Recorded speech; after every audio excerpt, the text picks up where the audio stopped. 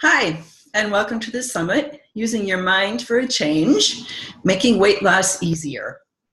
I'm your host, Jean Natray, and I have assembled several experts here on this summit to inform you of the many ways that you can use your mind and your brain and your subconscious to make weight loss easier. And today I am joined by Tanya Lochner, and she's in South Africa, halfway around the globe. And I know Tanya, I've been doing some work with her personally myself, and she's really stellar at what she does. And I will let her tell us about what she does. Welcome, Tanya. Why don't you talk to us about your work?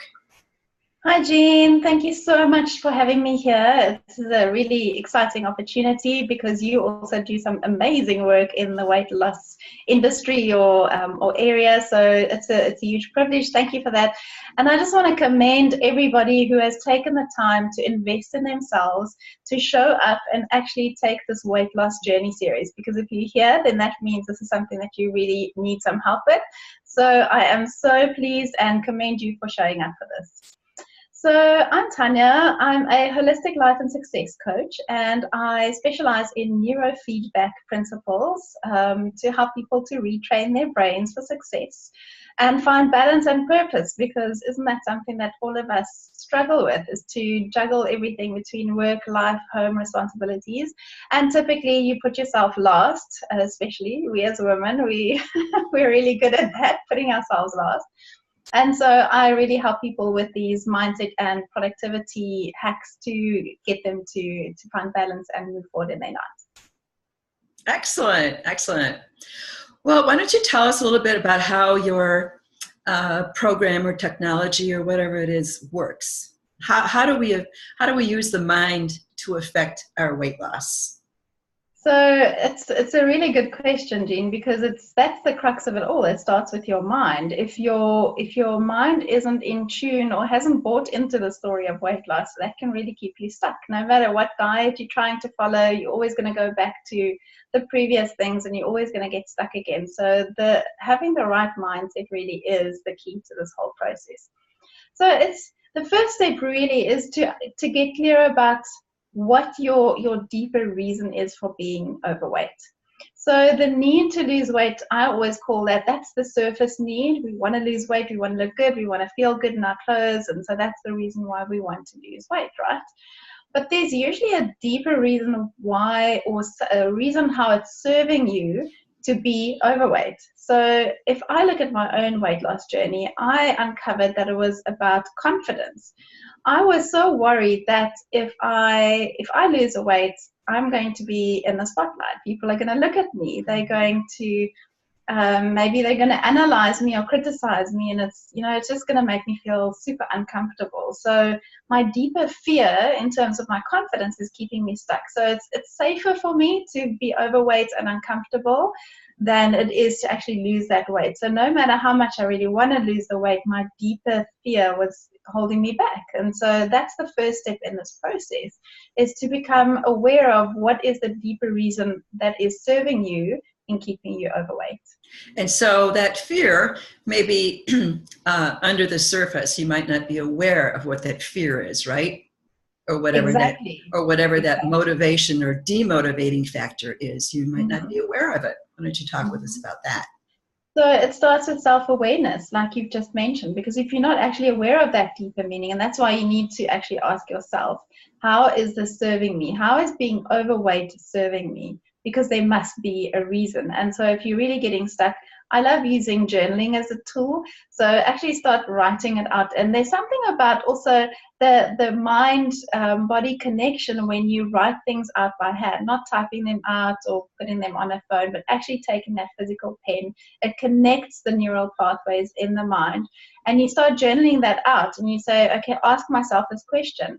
And so the interesting thing about the brain is it's a goal-seeking device. So when you ask the question, you may not get the answer immediately, but your brain will start looking for that. Like, what's that answer? What's that answer? So if you just start asking yourself, how is this serving me staying overweight? the answer will come, So think about that, reflect on it, let it sort of process in your subconscious, and the answer will come out if you become aware of it and you put your focus on it. And so how do we go about doing that? Tapping into that part of ourselves. So it's really about connecting to the present moment, because we are so busy in our heads. We get disconnected from that mind-body connection. We live all in our heads, busy thoughts. We distract ourselves all the time. So we disconnect from what's going on inside and who we are and what's really the true inner truth of what's going on. And so, it's sometimes painful to go into that deeper part of what's keeping us stuck and keeping us overweight. So it's really about being courageous and deciding whether this is really important to you. If this is really something that you truly, with all your heart, desire to do, then you need to be courageous, step up and start this journey of connecting to the present moment, connecting to yourself. Meditation's a great way to do that, and journaling. Those are my two favorite tools for really just connecting with who you are, what's going on with you, and just becoming aware of what's the deeper story. And obviously, if you can get the right support. So you are an amazing weight loss expert. So if somebody's really getting stuck, find the support, find the expert who can help you dive deep and uncover those things. It can be a very emotional journey. So having that person who can really go there with you, who will support you, who will love you in that process, and who will keep you accountable, because the brain does throw up fear walls where it says, I don't want change. This is weird. This is unknown. I don't know how to be anything but the way that I am. Even if I'm unhappy, at least I know and it's safe and it's comfortable. So find that somebody who can help you through that journey.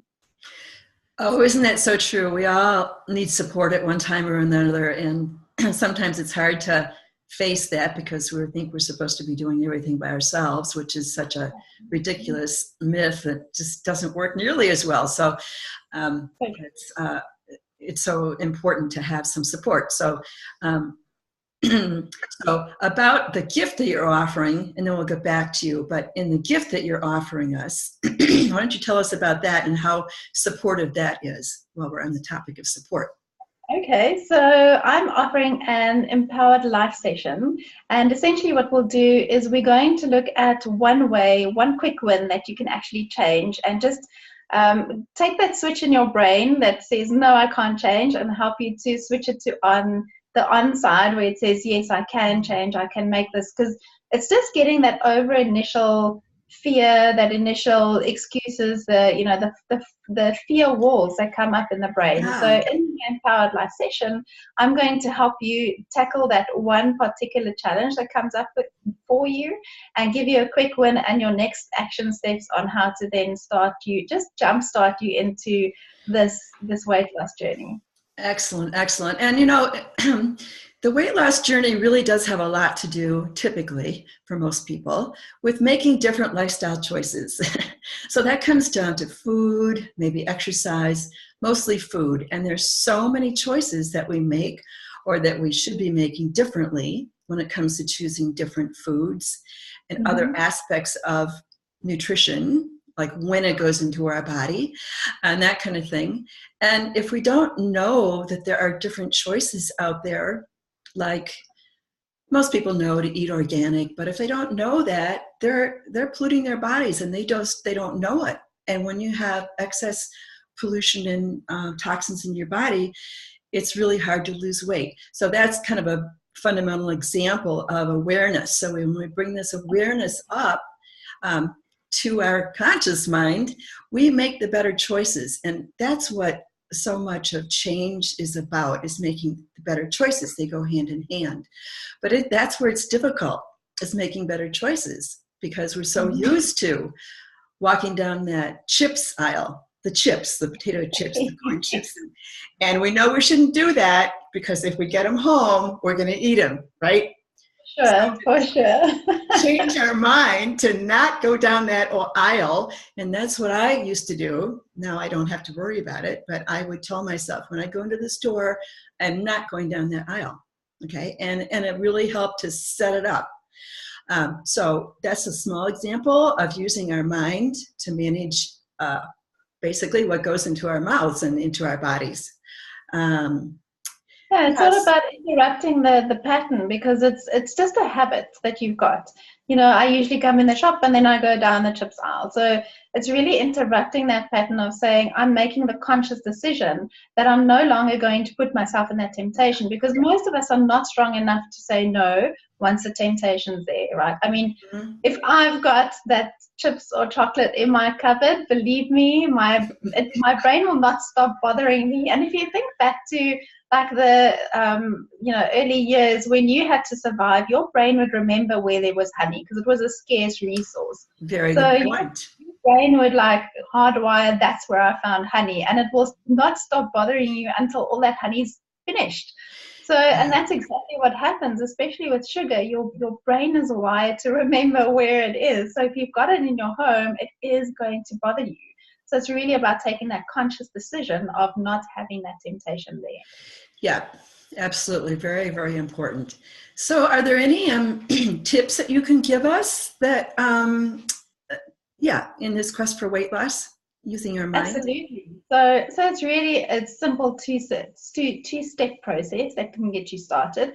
So the first one, like I mentioned earlier, is to become aware of how it's serving you to be overweight and what the trigger is that made you believe that. So let's say, I'm going to use a different analogy just to make this a really clear picture. So let's say, for example, that I want to be rich, but I'm really struggling to be rich and I can't understand why. If I go and look at the deeper reason, it's probably because I grew up where rich people, or my view about rich people is that they are not generous, they're not kind, they're rude, they're selfish. And so obviously I don't want to be that. So as much as now when I'm all grown up, I want to get rich, I keep thinking that I'm going to be a bad person when I am. So now what I need to do is I need to firstly understand where that trigger came from. So the same with your weight loss, go and look where the trigger came from that made you believe that losing weight is a bad thing. So maybe you saw the skinny models and people were talking about how sickly they are. So in your survival brain, you're actually thinking about, I can't be thin because I'm going to get sickly. I'm going to have those bulimias and the anorexias. That's sort of the path that you're going to go to. So really get clear on what is the trigger. Where does this come from for you? So this, again, becoming aware, placing your awareness. Then the second part of this easy two-step process is actually giving your brain proof that it can be different. So in my example about money, I can then go and find, let's say it's a family member or a community member who is generous, who is kind, and that will give my brain proof that it actually is possible to be a rich person without having all those negative qualities. And so the same with the weight loss. So if I really want to lose my weight, and this is why it's so important to be clear on what that underlying reason is so that you can go and find that specific proof. You need to be as specific as possible for your brain to understand. So if my underlying fear is that, let's link it to the money story. So let's say I don't want to lose weight because then I'm going to have to buy new clothes and I don't know if I've got the money and I don't know if I can dress right. So it's actually to go and find somebody who's close to me who I can relate to in real life. So not a Hollywood actress who, like that's too far removed from me. And there's too many ways my brain can say, no, that's not possible because they've got friends and they've got money and they've got support and they've got all the experts that they need. So that's too far removed. Find somebody who's in, a lot more closer that you can relate to. So either a family member, a community member. It doesn't have to be personal friends or close friends, but just somebody that you can see that this is possible, that this can happen, and you can still be a good person, or you can still be confident without, like for me, I was worried that if I lose my weight, that men are going to look at me all lustfully, because that's what I experienced when I was young. Is men would make these horrible comments about these beautiful women, and so that's a fear that I've got, is that if I've got this beautiful body, that men are going to look at me that way. So now I've got to go and find the proof, and I've got to listen to positive comments that men make about beautiful women. So to find that, like real life relation where you can relate to somebody that shows you that it's different, or give your brain the proof that it's actually possible to make this change and that it's not as bad as you believe it to be. That's excellent. And another thing I wanted to point out is I think a lot of times, and from the experience I've had working with some of my clients, we see our mothers and our aunts, who are the next generation, obviously, above us, and they are typically overweight in this Western culture anyway, in the US. And we subconsciously think, well, that's going to happen to me because it's just a genetic thing, and what can I do about it? So you're saying that we can really impact the subconscious brain. Obviously, that's what you're saying. So I just want to point out to people that just because it's in your family doesn't mean it's genetic. And so, in fact, we're talking about epigenetics, actually, right, Tanya? So we're telling the brain what to think and how to behave, and what our mindset is trumps everything. Is the highest hierarchy of the whole system of communication and how our thoughts influence our mind. So we can program our mind in any way we want. And it's also about what you focus on. That's the area that you expand in. So it's called mirror neurons. So even if you don't believe it or don't want to do that, so you see these overweight people around you, and that subconsciously tells you that you start mirroring that. So, it's really that saying that they say, who you surround yourself with is really quite important.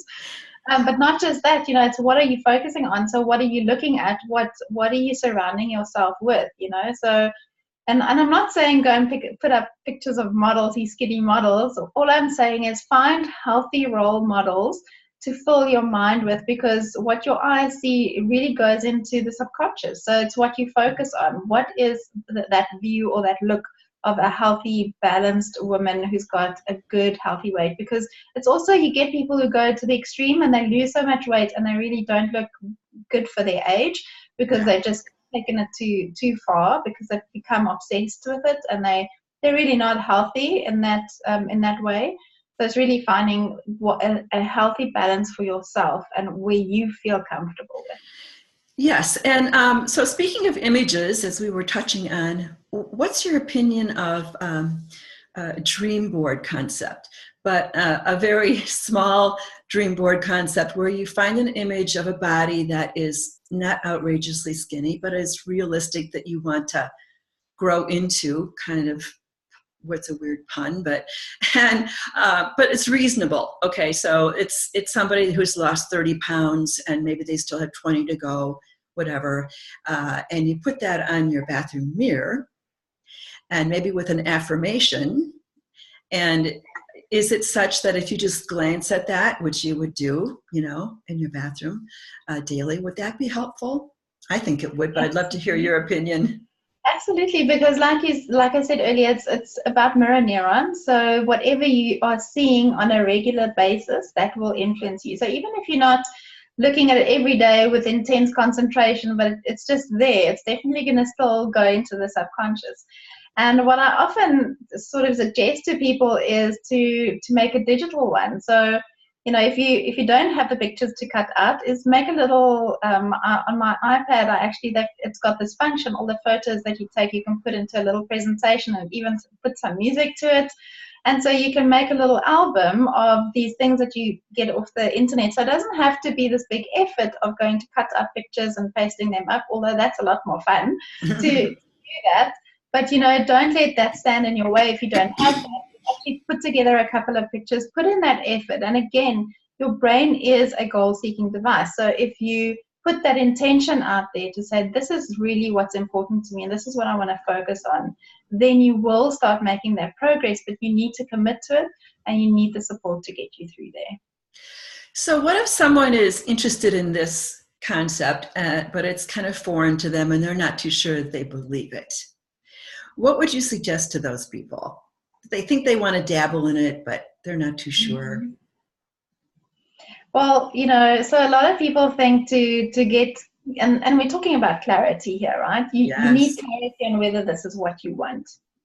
And so for a lot of people, I think I've got to do all my research and think about it and reflect on it, and I've got to get clarity before I can take action. Where the reality is actually by taking action, you get clarity. So you've got to try things, you've got to, experience things, and you've got to at least start talking about it. So if you're unsure and you're sort of start talking to people. Ask people who have already gone through that journey. What was their experience? Get the highs, get the lows. Have those conversations as a starting point, and then go try a couple of things. If somebody's saying, try some meditation or try some journaling or try some tapping, even if it's something that's a little bit foreign to you, just see what it's about, try it out. If you don't like it, you don't have to, it's not a lifetime commitment, it's like, try this. So I think an important thing here is your attitude towards this, because weight loss can be a really emotional, frustrating, and hard journey. So it's to put a little bit of a fun spin on it, to say, how can I make this journey a little bit more fun? So journaling is a really fun thing. Go and buy a beautiful journal with a cover, or stick some of those photos in your journal.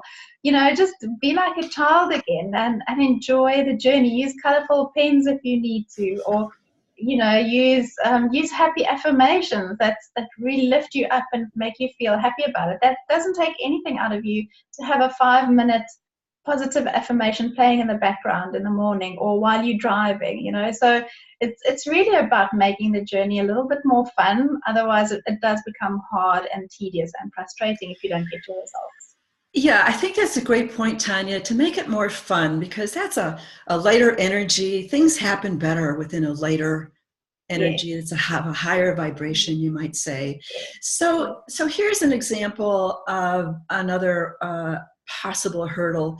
What if a woman is trying to lose weight and her husband or someone in her family, in her home, is like, why are you bothering? It's never going to happen for you. You've been fat all your life, and all this negative input. Is there anything specific that, and maybe we've talked about it already, but anything specific that you can recommend for that woman? Yes. So the most important thing is to actually, and this is going to sound counterintuitive, but the best thing is actually to lean into that feeling and emotion. So typically what we would do is we would suppress it. So we'd say, no, I don't believe them, or, that's not true. But on the inside, you actually do believe that, and you do wonder if it's true, and you sort of buy into that story. So rather than, and this is how we were raised, it goes, and I can talk for hours on emotions, but the reality is a lot of us are raised where we suppress our emotions, and don't cry, don't be frustrated, don't be angry, you must just suppress those emotions. Yeah. Where emotions are a really good thing, especially for us women. We were given this whole array of emotions. We just need to find a way to appropriately express them. And so we need to lean into those emotions. So when somebody says to you, well, you've just been fat your whole life, you're never going to get over this, you actually need to lean into that emotion and go and reflect on it a little bit and say, okay, so this is true. Have I always been this way? Have I always felt that way? So first go and distinguish, is this the truth or not? The second thing is, there's nothing more powerful than self-talk. When a person tells you negative things, and obviously we want to try and avoid those negative people as much as we can, especially at the beginning of our journey when we just have this fresh start. But more importantly, you can still filter out to a certain extent what people say. You cannot filter what you say to yourself. So it's important to take a step back and say, is that what I'm telling myself? Am I telling myself I can't do this? Am I telling myself I've always been fat? I can't do this. This is too hard. Because if I keep telling myself that, the brain doesn't have that filter to say this is true or not. It just says, okay, you say it's too hard, so it's too hard, and it's going to find ways to make this too hard. So it's really about watching that language and making a conscious decision again to say, what do I want to say to myself? And at the end of the day, it comes back to feeling good enough. So if there's one tip I can give you that I'd like you to take away from everything that we've spoken about today, it's to every single day tell yourself, I am enough, I'm good enough. Because often we end up eating because of emotional issues, because of stress, because of trying to avoid other things. And so it always comes back to not feeling good enough. So if you can start telling yourself that the brain can't distinguish between whether it's good or true or not, or whether it's good or bad, it takes whatever you say. So if you tell yourself, I'm good enough, and you do that, do it 10 times a day if you can, as much as you can, the brain will start believing it. And then you'll build up this barrier to what other people are saying, because you're going to feel so secure in what you believe about yourself. Yes, yes, yes. And I think another important thing to recognize is that when we are managing our weight with food, especially, and maybe we have a day or two where we don't do too well, where we give in to something that is not conducive to weight loss, to not beat yourself up about it, because that's a really, really bad energy to Yes. Again, that's informing your body, informing your mind that, okay, I'm not good, I can't do this, this is damaging to my diet plan, and I really messed up. That is so counterproductive.